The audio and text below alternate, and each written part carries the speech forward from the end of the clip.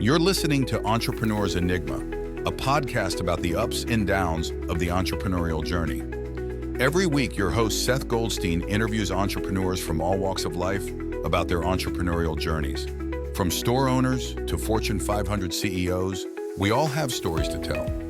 So sit back and join us for the next 20 or so minutes while we explore the entrepreneurial world.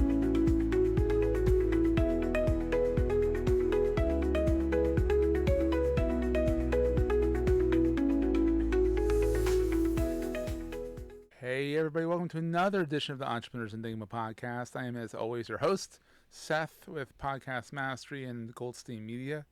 Today I have Issac Saul, who is the founder of Tangle, an independent, nonpartisan newsletter that presents a breakdown of the biggest news stories of the day from both sides of the political aisle, to more than 125,000 subscribers in more than 55 countries. So, and then what we found out on our preliminary call is that Issac actually grew up in the same area that I grew up in, just outside Philadelphia. We're both Bucks County kids, so that's kind of cool. That's right. Yeah, Yardley, PA. And, Yardley, PA. Yeah, Yardley, PA. Stand up. I think we're even both borough kids. Did you grow up in the borough? Yeah, I was right on the edge of the borough. I grew up right behind Edgewood Elementary School, so just outside Main you're on the edge. Yeah. I was on Main Street. This is very hyper local right now, but I was in the little brick buildings across from the Yardley Mansion. Oh, that's awesome. Very cool. I know exactly where that is. Exactly. Well, now no one else does in this podcast, but hey, it's not for us. We can do what the heck we want. So, Issac was an ambitious but broke political reporter, and then he decided in 2019 to bootstrap Tangle. And in 5 years, Tangle has hit 1.5 million at annual revenue through reader subscriptions alone, which is pretty cool. That's really neat. And then in 2021, he was named Forbes Next 100 to the Forbes 1000 list, among other upstart entrepreneurs redefining the American dream. So that's pretty cool. So I'm a subscriber. And so, it's a really neat newsletter, and I like that it goes right down the middle and presents both sides, which is kind of nice. Because today in technology, not technology, but in news, it's hard. So. Yeah, and I think we're, fulfilling a need. I mean, absolutely. We're actually in the last year or so, we've had a ton of growth. So even those numbers that you have are now dated. I mean, our mailing list is close to 400,000 people now, and we do all. More like,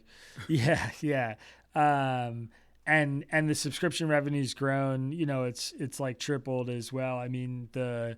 I think the reality is around the election, we saw that a lot of people are really interested in better understanding their fellow Americans and what people from across the political spectrum are saying. Yeah, it's not as people are not as interested as kind of staying in their bubbles as a lot of people would lead you to believe, I think. Exactly. So you also written for the HuffPost, Huffington Post, the Time Magazine, Vox, and other publications as well. So what made you decide, like, hey, I want to hang my own shingle? Like, this is like, I want to do my own news outlet. Because, I mean, news is tough. That's not lie. News is tough. Yeah, it's really tough. I mean, I had an experience where I worked at a media company called A+, which was founded by Ashton Kutcher. And we did something that, like, in the industry, people the genre is called, like, solutions journalism, basically. We focused on the people who were solving problems rather than creating them. And creating them. Yeah. And the experience that I had there was really building a team, building a news outlet, building out a team that worked under me, a political news division. And I kind of got the itch, I think, for that process, for the kind of ground up, building a media organization process. And it was fun and exciting and really hard. And then I was there for about 6 or 7 years. And towards the end of that experience, I was applying for other jobs. I was looking for another place to land, kind of what my next step was. Yeah. And I just couldn't get a job. I mean, literally, I had like 6 or 7 final interviews. I got rejected at all of them. I was kind of in crisis mode about, is this it? Have I sort of like hit the ceiling? And then I had this idea. It's definitely changing. I mean, it's changing. It was getting way harder to find work. The industry shrinking. There's fewer people doing the work because there's less money in it. There's not a lot of good business models out there. And I was just like, fuck it. I'm just going to start my own thing, basically. And that was really it. I mean, I had an idea that I thought was pretty good. I didn't like the job that I had. And and I went for it. And, I feel really fortunate. I made a lot of good decisions early on that turned out well. And I also worked really, really, really hard to make it happen. I love it because as a former journalist, I was a newspaper journalist back in the day. And literally, it's a tough business. You start off eating chicken feed, literally, for dinner because you don't make a lot. And, even the ones that are making a lot of money now are not from the journalism, it's from their books they're writing. Yeah. I mean, I always tell people my first job, I was at the Huffington Post. I was making $38,000 a year, and I was commuting to New York door to door from Bucks County every day. So I was 4 hours on a train. That cost me $30 to go work at a job where I was getting paid $38,000 a year. You got paid more than me. I got paid $21,000 when I was working out South Central Pennsylvania at a small little publication. I was making $21,000 a year. Granted, that's your stepping stone. But literally, I'm sure you wouldn't trade your experience you had at the HuffPost for anything. I mean, it was a great experience. It just wasn't a lot of money. Yeah, no, definitely, it was an awesome experience. But yeah, it's just an illustration of the kind of thing you have to do in the industry to make it, and some of the challenges you'll run into. Exactly. So, is Tangle just you, or do you have a whole team now?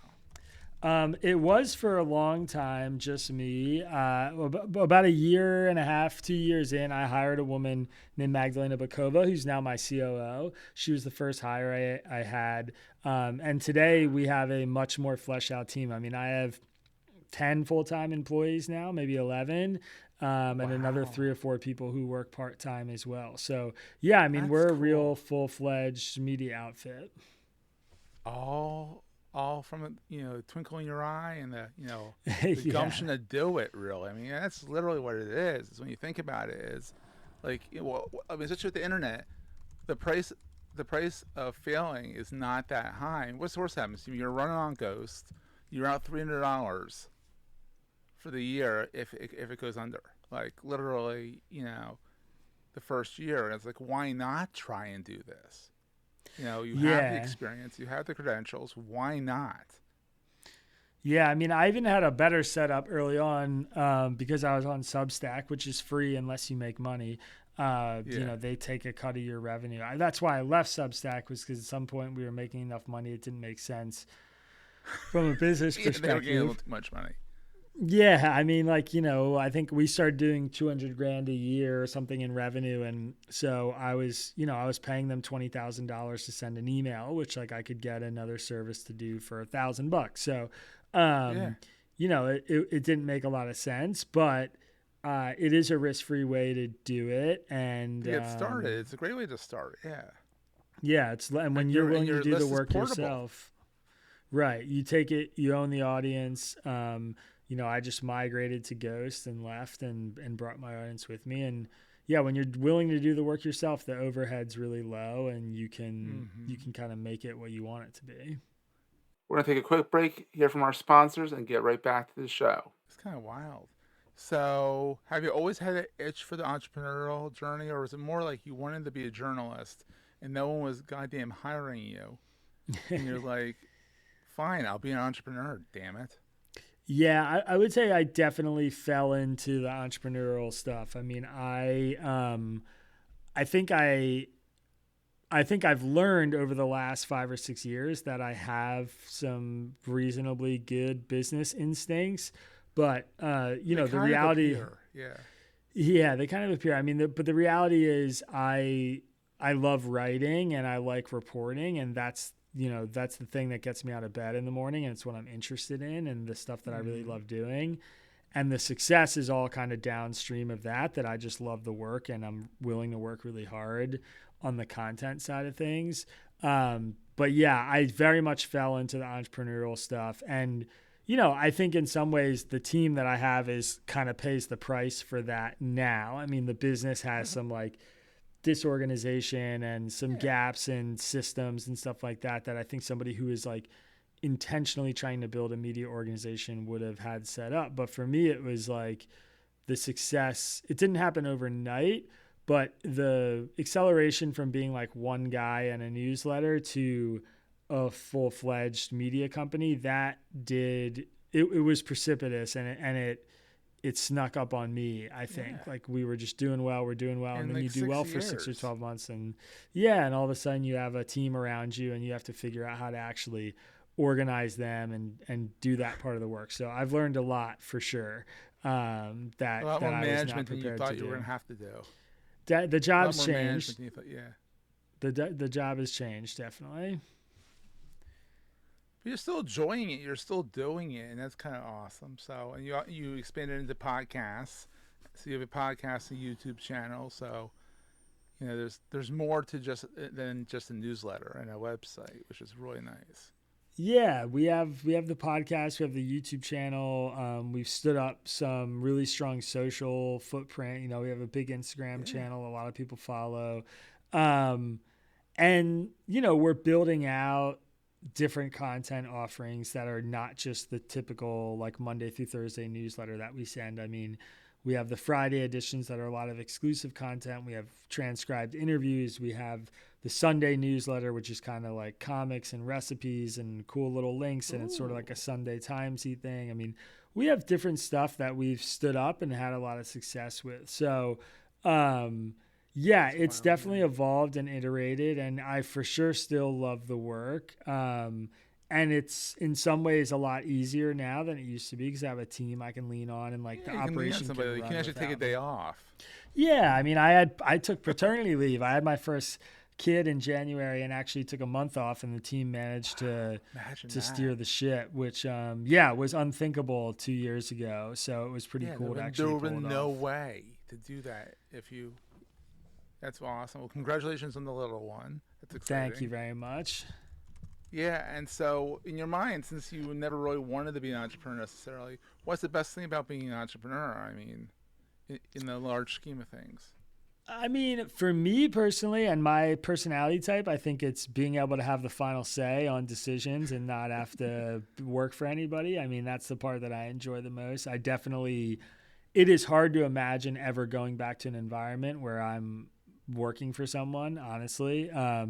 Not because I'm like, it's less an ego thing and more I find that the process of doing work is so much more, there's so much less friction and it's more enjoyable when I don't have to like approve every step or direction or whatever with somebody else. And that part I really like. I really enjoy that part.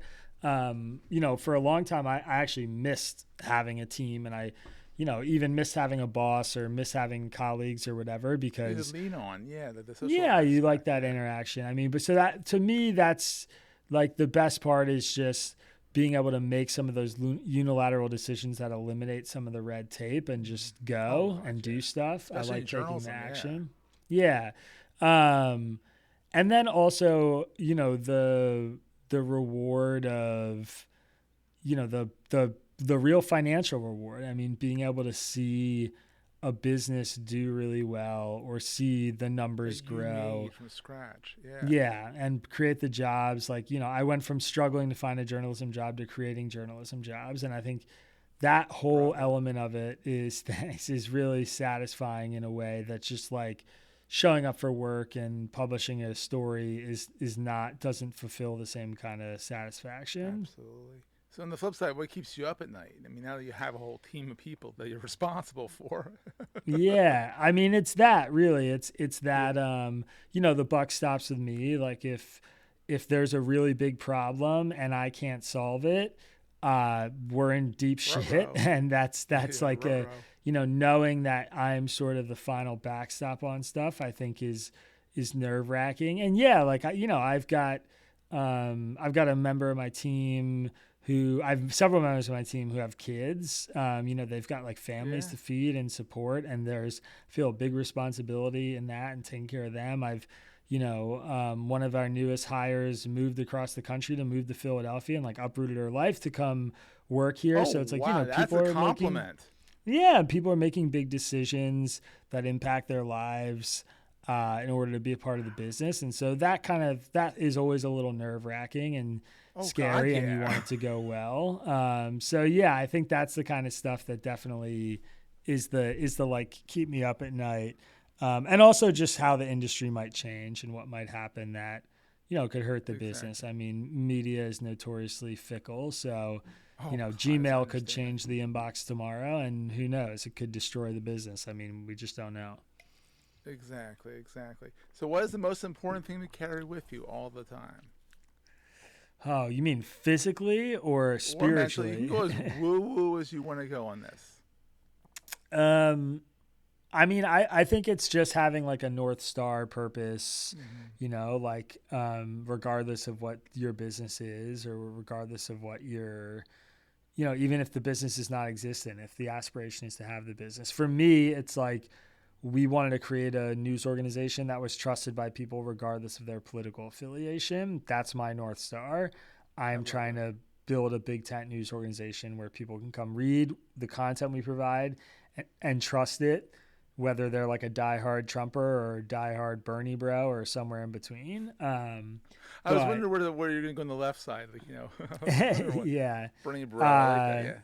And that's really what it's about for me. And so when the days are hard or where you have a tough decision to make, like that's the kind of stuff that we lean into.